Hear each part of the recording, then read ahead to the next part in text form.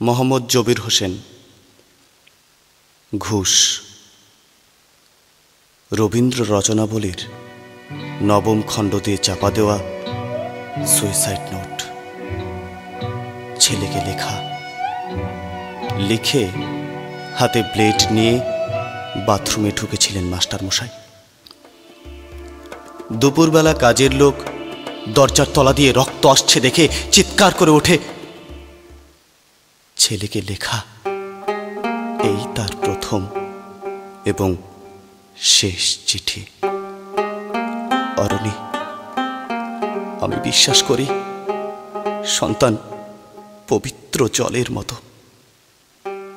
যদিও তোমার সঙ্গে আমার সম্পর্ক ভালো নয়, তবু তোমাকেই লিখে রেখে যাই।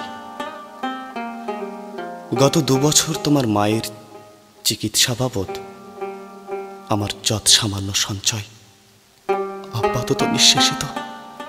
চিকিৎসার ব্যয়ভার আমি আর নিতে পারছিলাম না।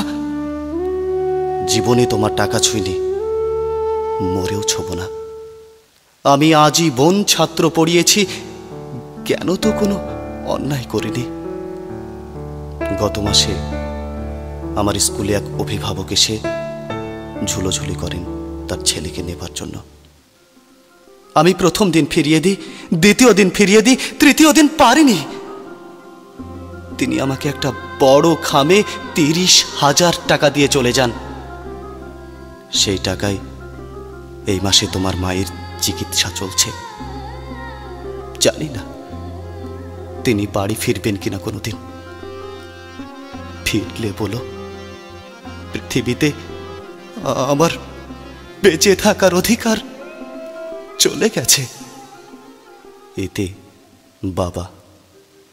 যখন সারাটা দেশ দাঁড়িয়ে আছে ঘুষের টাকার ওপর, তখন রবীন্দ্র রচনাবলী দিয়ে চাপা একটা সুইসাইড নোট। হাসপাতালে গাছের তলায় গা ছমছম করছিল। এগিয়ে গেলাম সাদা কাপড়ে ঢাকা মাস্টারমশাইয়ের দিকে। একটু বেরিয়ে থাকা পা দুটোর দিকে।